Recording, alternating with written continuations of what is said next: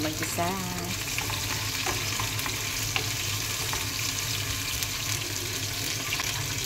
Handa na rin itlog.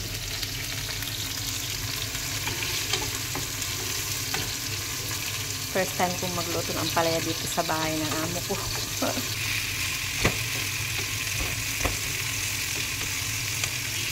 Ayan, pwede na natin ilagay ang ating ampalaya.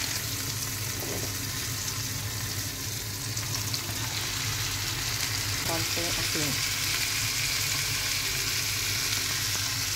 Tapos lagyan ko ng konting tubig.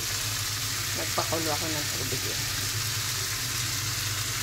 Bago ko siya lagyan ng itlog, kailangan medyo luto na yun.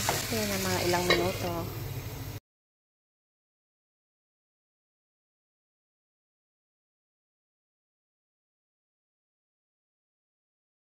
Ayan na.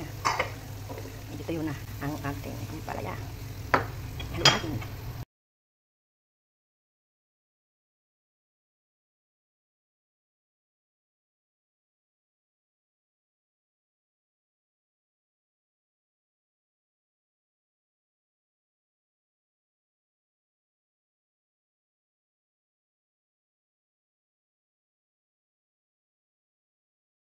Tikman natin ang ampalaya, ginisang ampalaya.